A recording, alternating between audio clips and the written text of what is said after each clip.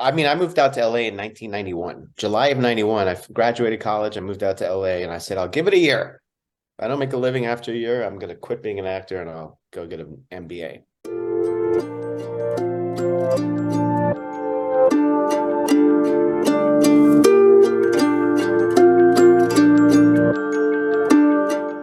Hey everyone, this is David Stark from Watcher Pass. Today I'm joined by David Lipper and Casper Van Dien from Hunt Club, which is coming to DVD, digital, and on demand on April 4th, 2023. I'm going to talk to them right now. And while you're watching, if you can like and subscribe to this channel, that would be fantastic. Also, have a lot. Thank you.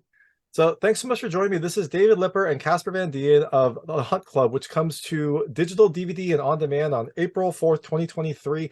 It is a satirical kind of thriller action movie that looks at toxic masculinity, that looks at some societal themes, and also has some action and kills. So kind of a nice combination. And thanks so much for joining me.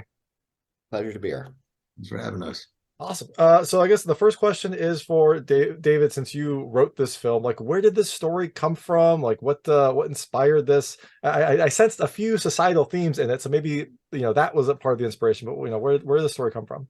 So there was an original script by John Saunders that a producer named Mark Lester brought to me. And he said, David, I optioned the script. I think it's fantastic. Let's go make it. You should direct it. I read the script and I said, first things first, I've got to rewrite this. It was super heavily focused on the guys and not really on the female empowerment story that it needed to be. Mm-hmm. And it also wasn't kind of brought up to be current. So I wanted to bring it to kind of feel like certain themes that we're wrestling with today. We're so polarized politically with the right and the left, and it seems like the extreme voices are winning out. And it's not so crazy to think that there's going to be a reaction to men feeling marginalized, emasculated, whatever, that if they listen to the extreme voices, because 2% of the population are sociopaths. That's just a fact. Mm-hmm. So in every room, if you got 100 people, 2 of them are sociopaths. So I wonder which one of us is. Well, there's only 3 of us, so it doesn't quite work on that. You need 100, actually 50 to get one. All right. There's a big person. That in mind, those voices are always going to be there. They're always going to be inciting poor behavior. How is the mob, is the group going to respond to that? And if they feel helpless that nobody's listening to them, they're going to kind of follow that voice. Casper does an unbelievable job of being that voice as Carter, of finding a way to connect to these men who feel that nobody else is listening to them or connecting to them.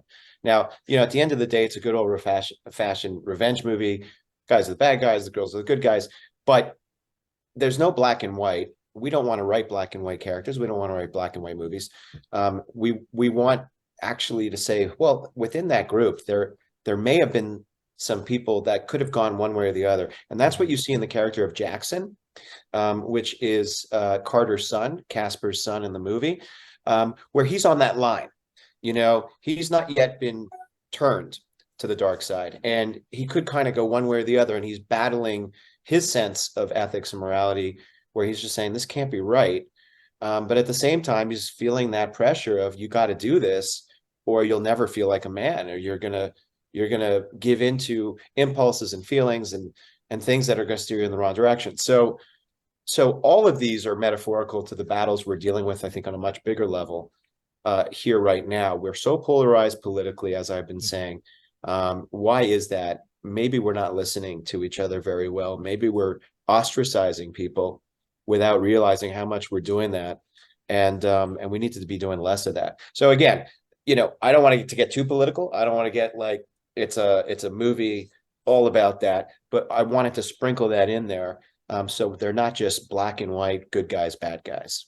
Yeah, exactly. Like you've got the kind of action-y sort of story that people can get behind, and then there's some other themes sprinkled in as well to kind of give it some extra texture and stuff like that. Right. Awesome. And then so you rewrote this film. It's starting to get made. How did you get the cast involved? And specifically, well, Casper, how did you get involved in this film? Well, David and I have known each other for 100 years. And then he goes, "You look great, by the way. I can't even tell." Yeah, for 100, for 154, I'm not bad. But David called me up and said, "I got this script for you. I rewrote it, and you'd be perfect for it." And I read it, and I was like, what the heck? What do you mean I'm perfect for this?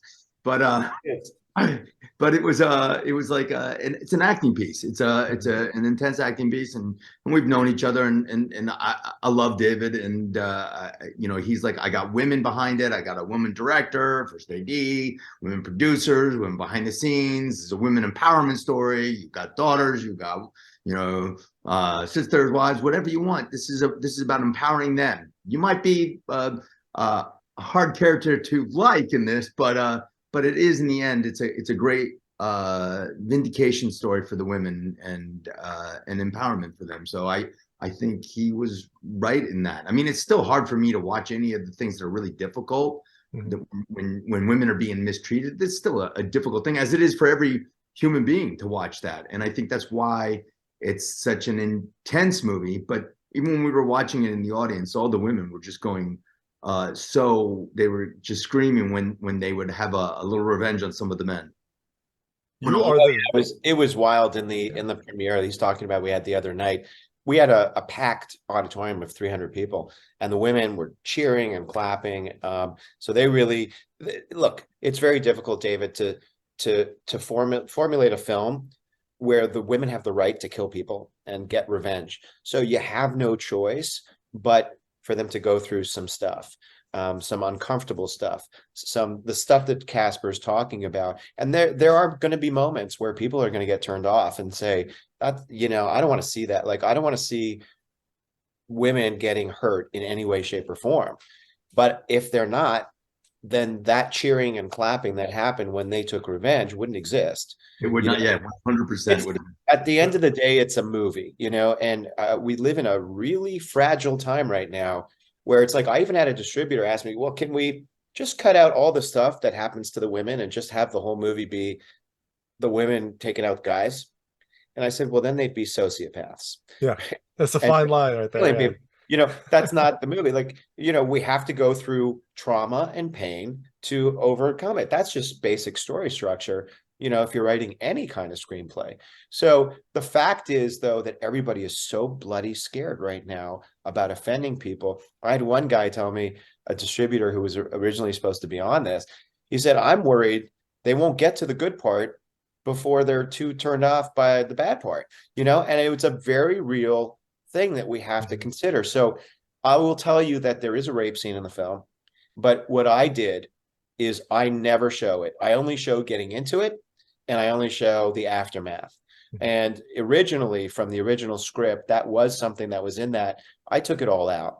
And furthermore, as Casper knows, Elizabeth, who was running that set, our director, she also did intimacy coordination in conjunction with her daughter, Isabella, who works for me. And Isabella was working with Jessica Belkin, who plays that character, Lexi, on the ground in LA.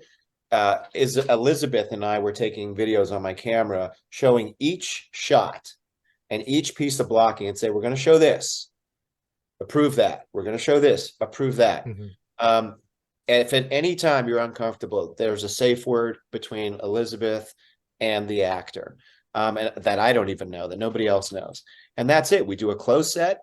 We make it as comfortable as possible. So, you know, there's a way to do these difficult scenes. It's not easy, but it starts with creating a safe space. And I'm gonna go on this with you too, David. I mean, I think 100% they don't show the rape, but it is so disturbing. It's so disturbing enough because I think sometimes that's more disturbing in a movie where they don't show the gratuitous of it. And in this part, they did not. And it still makes you so uncomfortable. But I mean, then when the women do enact their revenge, there is huge applause. Yeah. So it's like they all know. You don't even need to see everything to know how horrible it is. And that's what David's, you know, was the brilliance in this film, that, you know, in doing what he just spoke about, was because it is a horrible subject matter, so commonly known, and people understand it, that it is disturbing enough that you don't need to see all that stuff. Yeah, I think it's more disturbing sometimes when you don't see it, because your imagination can really then be extremely vivid in ways that maybe the filmmakers couldn't have accomplished. Right. When you're like moving in on her and you're hearing the scream as we cut to something else, and that scream is still over the next shot, it's like, oh God, what's happening to her?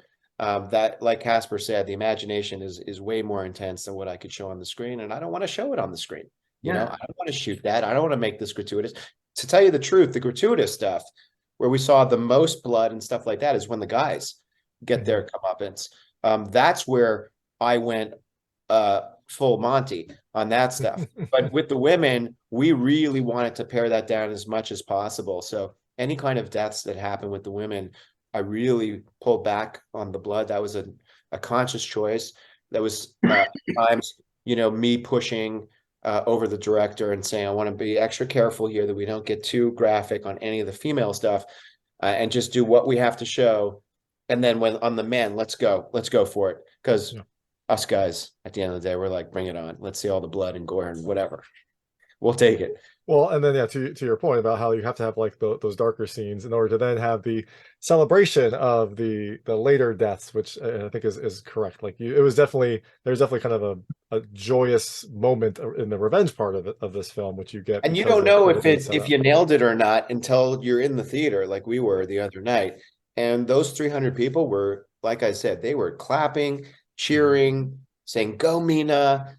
It was wild, you know, and that's where, you know, we found the line and we did it right, because they didn't walk out of the theater when it got intense, and they stayed and clapped and cheered for the end. And then, you know, on the exit polls, when we talked to all the women, and we had about an audience of 2/3 women, so about 200, they loved it. You know, they really got behind the film and understood it. That's awesome. And Casper, your horrible character was the vehicle for that cheering and that excitement. So there you go. I know. It felt like my ex-wives were in the audience. It's cathartic for everyone involved, right? Cathartic for everyone. Yeah, it was intense. I can tell you, it's a hard thing. It's a hard thing to be that, but it was, you know, I think it was a very interesting character for me to play. I enjoyed doing it. I don't enjoy women getting hurt. I don't enjoy that. I enjoyed the acting part of this because I knew we had the purpose. I know there's a thing going on with this, so I know that nobody was really hurt. Nobody was really harmed in this. So everybody felt safe. I just knew that, you know, this is all going to be done in the editing and everything like that. So it's an intense movie, and I'm grateful for David for giving me this opportunity and this role. I think he did a good job. Yeah, well, and I'm just going to add to what Casper delivered. This is an incredibly complex role to pull off. This is, first of all, big monologues, a lot of dialogue that I wrote for him, and he had to not play him as a black and white villain, but play him as someone who genuinely was trying to do the best for his son. And the parallels between this character being driven to protect his son and Mena's character driven to protect her daughter, and to seeing, like, in certain ways there was a fine line between the two of them. And Casper even has a line, you know, where he says, "You're just like me. You didn't have to get that revenge in that way," which is an interesting point he brings up. You know, at the end of the day, we may think we're polar opposites, but there's a fine line when we go too far in each direction of how close we really are. And the idea that this man is just conflicted on his concern for his son, and that he's doing the right things on how to raise him, those are universal things that make him a real human being. Even though he's running this crazy hunt club, he's a real father with real feelings for his son and trying to do the best he can in his own twisted way. So Casper really, really did a great job of that inner conflict that he's wrestling with over this issue. Yeah, for sure. And one thing I liked, you know, you talk about the intense aspects of this film, but I did like how kind of there were some aspects that made it easy. I don't know, not humorous, but there were some like silly aspects to it. I liked the costumes a lot, especially like your costume, Casper, kind of more of like a cowboy outfit. What was like, did you have any say in that, or was that just kind of the costume designer? Did you want those to be a little bit more out there so that it would give people permission to like laugh and cheer or something like that? Yeah, go ahead, Casper. You go, David. The wardrobe, I would never have imagined in a million years. This was not the look that I had envisioned at all. I saw the guys in like military type fatigues. I saw, modern weapons, scopes, modern Face cameras, paint, all that stuff. Yeah. and this was Everything. a complete directorial decision.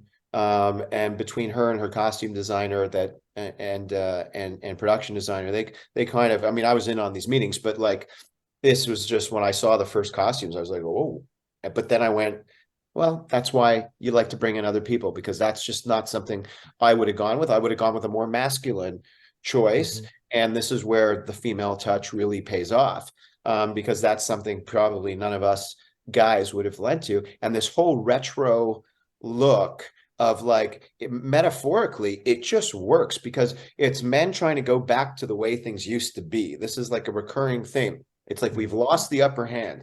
We've lost the way it used to be. Well, we've probably lost the way it used to be for a lot of good reasons in some ways, but not in other ways. But in this case, it's like, so this whole idea of let's go back to the way it was, cabins, the woods, lakes, and just simple cowboy outfits and feeling like we're men. And that all worked. What's interesting is the only two characters not in that outfit is my character, Kipp's character, who are in these weird, almost like fishing outfits. And it's just kind of, it adds a little humor. We're the only two characters that kind of it's not a lot of humor in this movie, but me, I'm a comedy guy. I come from the comedy world back in the Full House days and all that. We were kind of almost like the comic relief to this motley crew of guys, because we were just so far gone in trying to be these guys that we weren't. These are two guys from Wall Street, who end up here thinking that they're going to be hunters, and they're like Elmer Fudd, what's his name? Elmer Fudd. Yeah. Elmer Fudd. Yeah. It's like Elmer Fudd look. Like, it's just, it was just fun. No, I thought it was definitely. brilliant. I thought all that was brilliant. When I thought I too was like David, I thought it was all going to be tactical. When I read it, it was all tactical in the script. That David hadn't written in any cowboy hats that I saw. But when she said, "This is what I'm going for," I was like, I would never have. And not only would I never have, but I've never experienced these costumes in the movie for this kind of movie. And I've been in these similar type movies and everything is tactile. Everything's, oh, you're this, you'd be looking like this. Well, not necessarily. I mean, if you look at even in, I mean, there's a lot of movies that go opposite ways, but this one is an extreme opposite from way our characters were written and normally played and seen in these type of movies. And I think that added another thing for all the actors, another element. And for me, it was a gift, and it helped me to explore my character more. And it gave me a whole new sense of, I would have been probably more militaristic in it if we'd gone the other way, probably. But this one gave me a more freedom to just really just work inside with what it's supposed to be. And practically for a viewer, like, it makes it easier to differentiate everyone when you get to spend a very little bit of time with people. Like, if everyone was in fatigues and in military gear, you're like, okay, well, that's, soldier 1, soldier 2, soldier 3. But the fact that they have very different outfits and kind of matches some of their personality does help to, differentiate them very quickly. I think that's key, because you like you say, because the different outfits that match their personalities. Well, I think those outfits really became part of your character study, part of your acting, and part of who you were. And it is like, definitely you see different people's, like, I didn't think of the Elmer Fudd until you said it, and I'll never not be able to see that now. So I will not be able to unsee it now that you've said it. But it definitely, it was that. And in Deliverance, you have people that are just cowboys or just out in just shirts, hats, banjos, and just different outfits, and they were terrifying. So in a way, it sort of has that aspecty part of it, that kind of like, not, this isn't just military. So it's in a way that makes it feel even more unsafe, because it's just disturbing. I mean, the way they're dressed and the way that, the lack of technology that you're seeing, and then sometimes you'll see something that'll bring you back into, oh, that is true. And then the old TVs, everything, all the setups and the lighting, the cinematography, everything, I was really, really impressed with. I loved our cinematographer. I thought he did an amazing job. Duncan Johnson. Yep. That's a great photographer too. Yeah. And the Elmer Fudd reference is especially applicable because your character is about as successful as Elmer Fudd too. So that fits perfectly. Yep, exactly. So, Casper, did you have to do any prep for this? I mean, your character doesn't have a ton of action, but I mean, you at least probably had to get your character made and also have a familiarity with some of the weapons and things like that were in the film. Did you do any prep to prepare for this, or are you kind of an old hat at this because you've been acting for so long? I don't know how much prep work it went into like this character for this. I mean, militarily, I didn't have to do anything for it because he's this cowboy, and I didn't really have any weapons per se, and I really wasn't doing any of that stuff. I was the ringleader. Yep. But I was you know, my prep is, of course, I've known David for a long time. He sent me the script, and then we get over there and we're doing all these wardrobe things. I do all the work that I do internally and everything, but I think the wardrobe and then the lighting, everything kept adding to the character development, especially when you got on set. And there was other things that were, you know, even the set life, everything added to it, and it just was helpful, you know. And then you have solid actors that you're working with. Mena did incredible. I love my son. I love Will. I think he's incredible. Jessica Belkin did an incredible job. The London brothers were really just so creepy. Unbelievable. Yeah, They were like phenomenal as these crazy twins, you know. And Kenny and I mean everybody was so good in this, and especially, I mean, I love David. I mean, he's coming out and he's looking like that, and him and his partner, they're just like, they were great characters. They might not have the cowboy hats, but it was just so, because like they're two different characters and they're unique, and it makes it like you're like, are you rooting for them, or you're just like, are you rooting for them to die? Are you rooting for them to, are they going to wake up, or are they going to really get into this? And then I was just, it was so good. And then even Mickey comes in and he's just, you know, he's just he can play that creep so well. That is a compliment. Yeah, that is true. Like, he is. Well, that's what we were. We were all playing the creep, but he just, you know, he's the king creep. Yeah, but he's you know, he's a legend when it comes to acting. And Pope of Greenwich Village, you know, you got anything to the diner, even go to the wrestler, all the movies. I mean, that guy just did, and when we were improving, David let us improv. I just had so much fun with him when we were improving. It was like, okay, this is what I know. I'm in a scene with Mickey Rourke now. I'm in it. And David let us improv. He goes, hey, I got this thing. Why don't you two go buy this tree? We're going to shoot it. I remember this vividly because I was like, he's like, I just want you guys to go improv some stuff. And we had the lines already. We knew what we were doing, but he just threw us in there with that mix. And I think that helped. I think that helped really have him do some really solid work in this film. Yeah, sometimes, I mean, that helps to kind of like test the boundaries. You could either have a little bit more comedic moments, or you could have something a little more serious, and just being able to have that free flow will probably make some more natural performances and some, you know, other options that you weren't expecting. I think David bring that out in him too. I think David really helped do that with him. So there are, as you're hearing, there's some scenes I ended up directing. One of the things we have to do in COVID times is reduce the amount of days, so we risk people getting sick less. And having shot 15 movies during the pandemic, I kind of have the system down. But so what we had to do is we had to shoot 2 units a lot. And so all the Mickey Rourke stuff pretty much was stuff that I did behind the camera. One thing I noticed, there are a lot of older actors today who work with cue cards and sometimes earpieces and teleprompters. And I didn't like that for Mickey. And so I said, let's just improv. Let's just go for it, man. You know, just come up with whatever. I'm gonna give you basis. I'll give you the ideas of stuff and go. And that worked really well. I think it's probably the best Mickey Rourke performance you're going to see in his last 10 movies, before and after. He's just, this is the way to get a performance out of him, because when you let him do his thing, he's actually pretty damn good. And scary good in this. He's to the point where a lot of people were pretty freaked out at certain spots. And I had to cut this stuff out.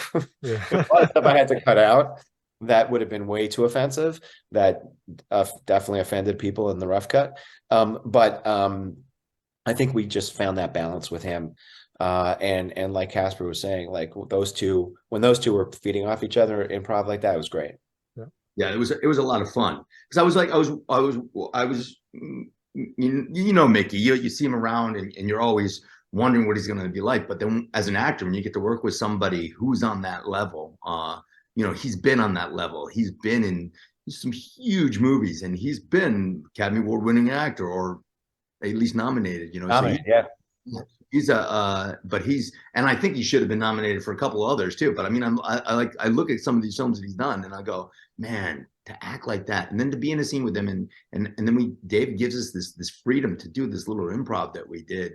We did a couple of them. It wasn't just that one scene, but I just was referencing that one. Also, when we're sending the girls off, he went into over by the chain fence. Yeah, the chain fence. So we got to improv that one too.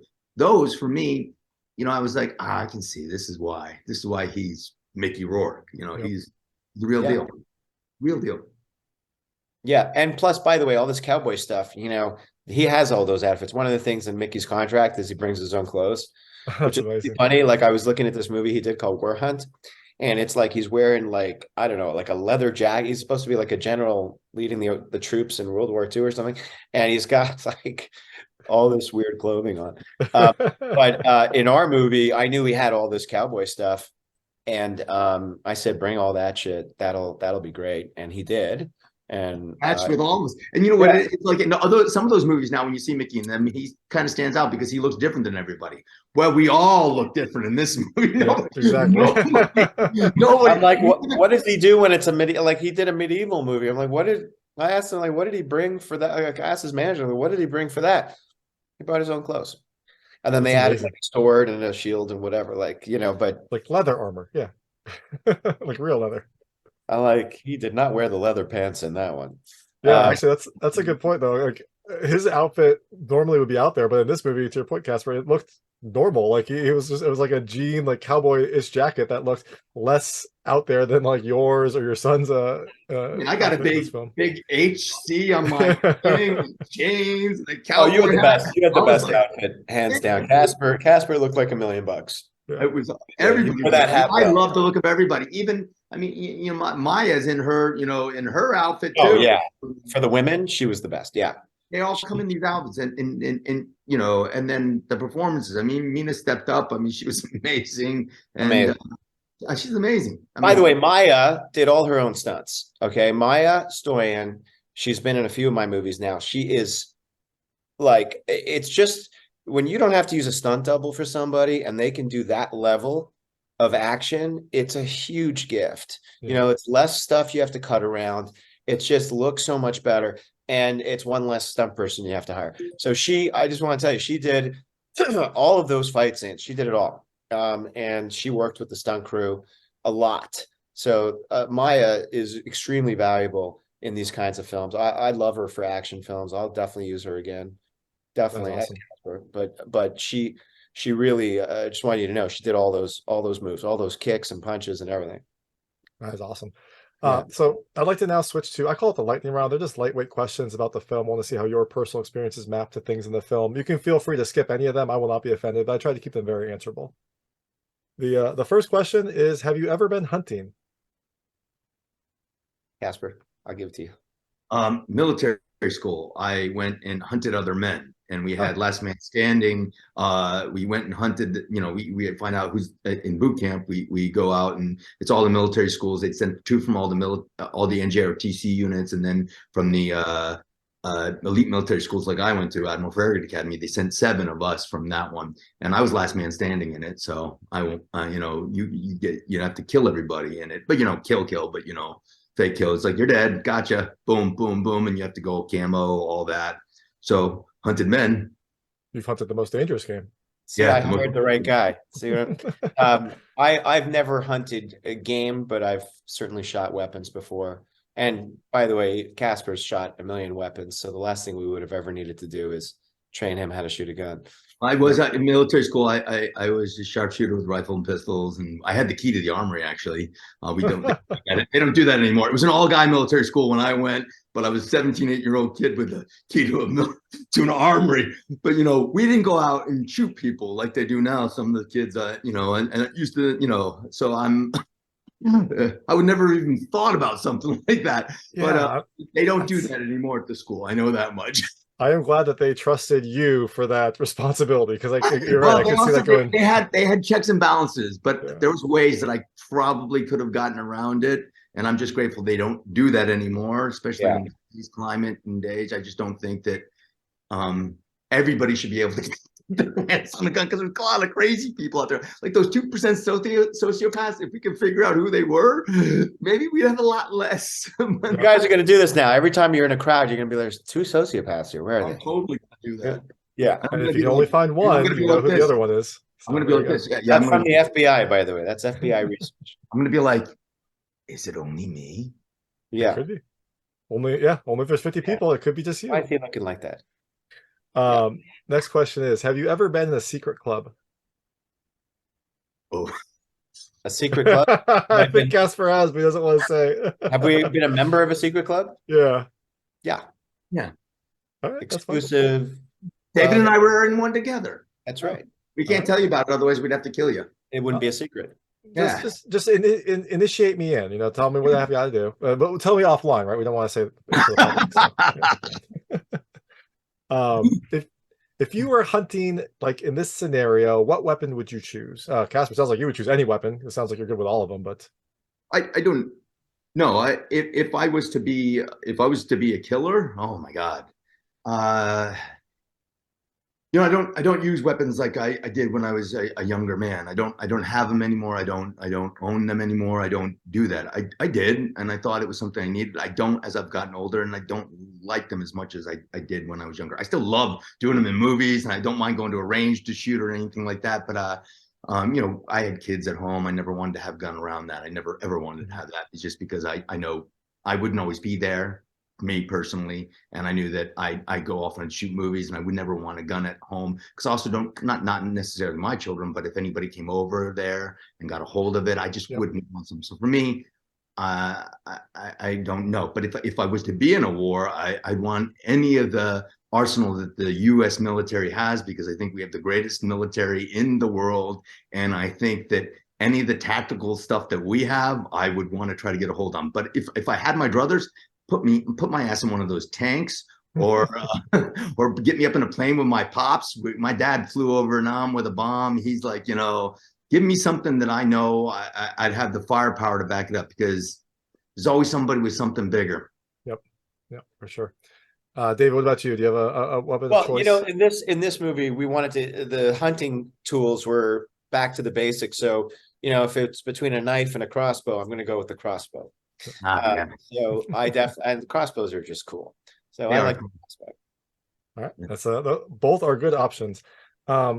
Next question is, so the characters in this movie use fake names. Do you have a fake name that you use for any purpose? You don't have to say what, but do you have like a fake name that you use, or like a pen name even, I guess it could be, or an acting name? Well, we use fake names sometimes in hotel rooms when we're on location and stuff. Oftentimes I would tell you the fake name, but then it wouldn't work. Again, just like the secret club, not very useful to know. So I will tell you, some of them are pretty funny.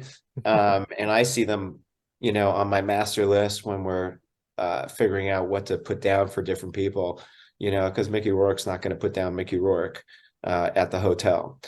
Funny enough, on Hunt Club, most of everybody lived at the location. We had cabins for everybody. Everybody had their own cabin, which was really nice, because you got to feel like you were really part of this thing.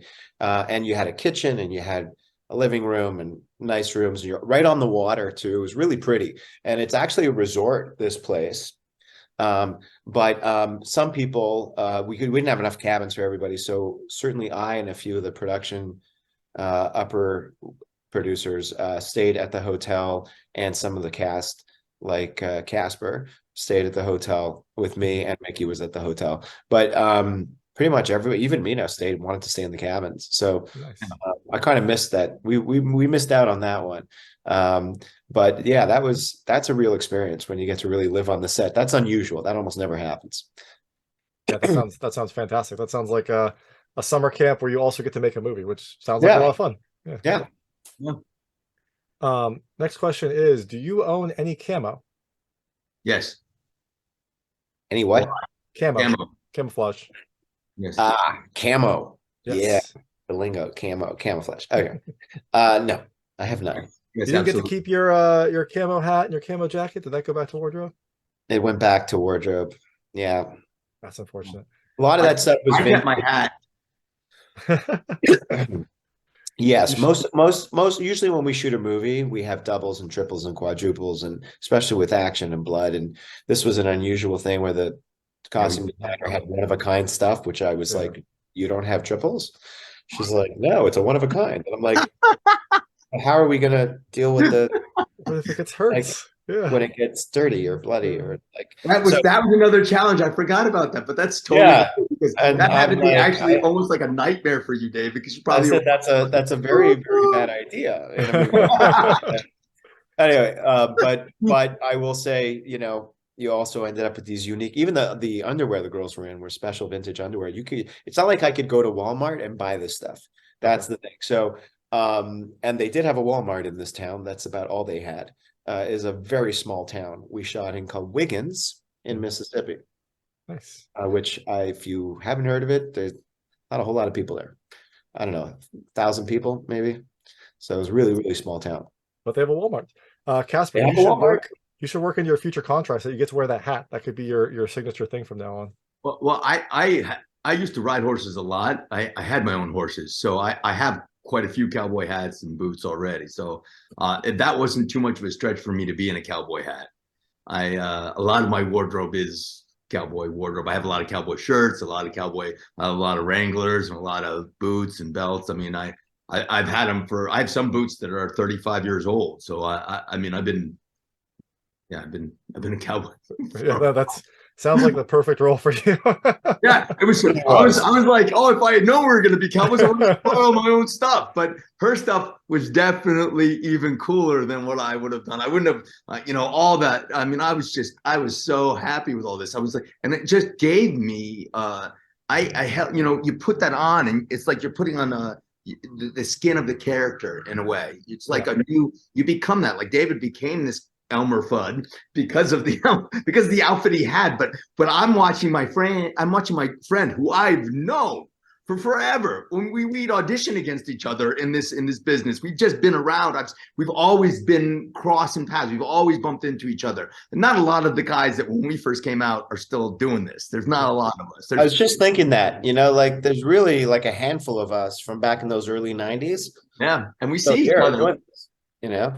And it's good because I know he's been through similar things and he's been through this business. So he goes that. But watching him put this wardrobe on and seeing him become something different, so fascinating for me. And I love him to death. You can tell I love David. But watching him become somebody else for me was such a thrill, because then I even have more. I already had a lot of respect for him, but then I can have more respect for him because he's already doing everything else, but he's also still an actor. And you can see that in them. You can see it when he comes into this performance, and he couldn't. And even him, who, when he has so many hats he has to wear, even when he gets to put something on like that, maybe I'm wrong, you can correct me on this, David, but when you have a wardrobe that's so unique and gives you something, it just adds something to you and it helps you. And if you're a real actor like he is, if you're a real actor, you can't help but become better because of your wardrobe. You can't, if it's that good. And his was really so cool. Him and Kipp, they were the two of them together. I was like, oh my God, this is awesome. And they were great. And I loved it. The way they played off, their banter, everything. And the two of them, they were just like, we got a lot of laughs. It was so weird. All the laughs. I was like, I generally do a lot of comedy, so it's like I'm used to that. But I wasn't quite expecting to get a whole lot of laughs in this movie. Yeah, because what it is you just embody the character. You weren't about doing it. It wasn't like a shtick. It was hey, where'd you go, David? Yeah, what happened? It said the session ended. Didn't we all get I know, I'm just kidding. No, okay. I have a 40-minute limit on my Zoom, so that was the. Dave, you can't spring for the pro version of Zoom. I'm an indie director just like you at this point, so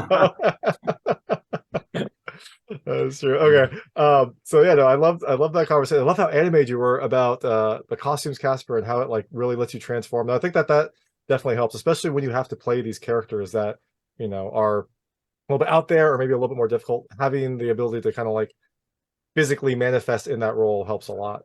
Well, I'm going to tell you this too. On top of that, I don't think it always will help. I mean, if you have newbie actors that aren't comfortable yet being on sets and being in this, and that does happen, and they have to get their legs and they have to do that. But sometimes a wardrobe like this, I think, could be distracting. But when you have actors that are have been doing it a while, you can see when it can enhance it, and that's not always necessarily the case. Sometimes like this, if they had been a whole bunch of newbies, if we, this, it might have been distracting, and people might have thought they had to be more like a caricature of themselves or something. I don't know. But I didn't see that. I saw my friends do a good job, and I was just impressed. I liked it. Yeah, for sure. Yeah, you bring up a really good point, Casper. It's like Charlie Chaplin said, he wasn't Charlie Chaplin until he put the wardrobe on.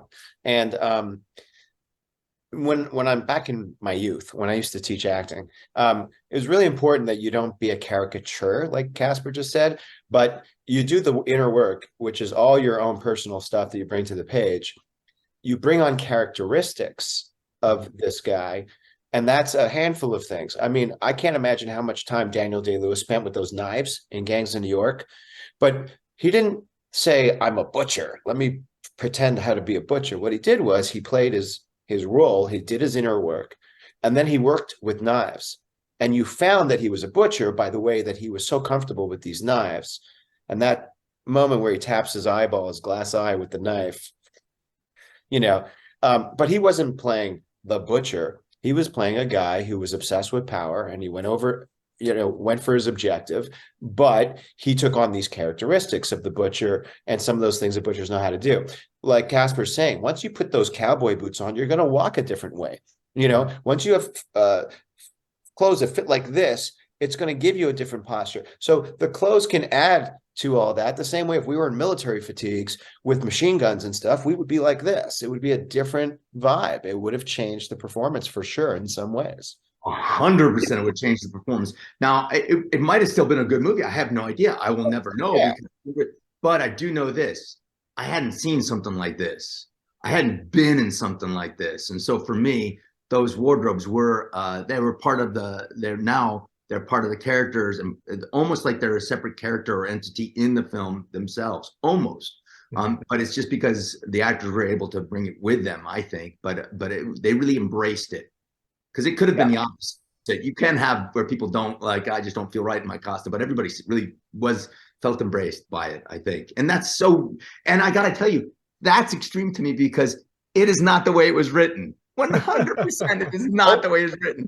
David's a great guy, incredible. He wrote this like it was a military. Like I came in when he sent me the script, I was like, yeah, I got it. I'm coming in. I was going to be full on like I was in military school. I was going to be point, precision. Everything was going to be like this. I thought, no, I can be tactical. I'll do all this, everything like that. And they come in and they go, no, you're a cowboy. There's not the technology. There's this. The lighting's like this. We're going to shoot it like this. And I go, oh, wow. Okay. Yeah. Not how I envisioned it. Oh, but this is so cool and interesting. And we kept talking about that, he and I, because we've been a long time doing this. And you get in there and you're like, I go, never would have thought of this. He goes, yeah, because I never thought of this, Casper, you? And I go, no, I never would have thought about this. This is not how I saw it at all. He goes, I didn't write it this way. And I'm like, I loved it. But it's cool. Super cool.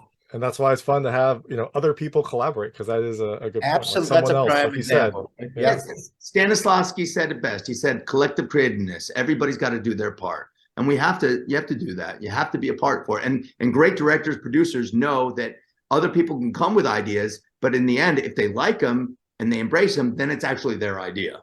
So like the Spielberg does that. All these great directors. I'm so glad I thought of that. Yeah, absolutely. Finally, I thought of just pure genius right there. Thank you. Yeah. Awesome. Well, we did embrace it, and that's the key. If you don't embrace it, that would have. If we hadn't embraced the outfit, if there was a couple of us going, yeah, I just don't buy these outfits. It's stupid. I should have been in tactical. If I had been that actor, I would have ruined it for everybody. If I had done that, because you can come in there. That's actually. Yeah, because we have to have collective creativeness. Everybody's got to be on board, because anybody can throw a wrench in the spokes of your wheel and then you screw up the whole machine. Yep. And that could have been done, but everybody really embraced all of that. And I think it enhanced the movie in one way. I think it definitely did, in my opinion. For sure. So you can all see the ridiculous outfits and the craziness that happens in Hunt Club, which is coming to DVD, digital, and on demand on April 4th, 2023. This is Casper Van Dien and David Lipper, who are both in the film and both heavily involved with it. Thank you so much for your time. Thank you. That was David Lipper and Casper Van Dien talking about Hunt Club, which comes to DVD, digital, and on demand on April 4th, 2023. It is a satirical action film that has some societal aspects, some ridiculous situations, and a whole lot of revenge. If you liked this interview, please like and subscribe to this channel. It helps me out a lot. Make sure all my new content comes straight to you. Thank you.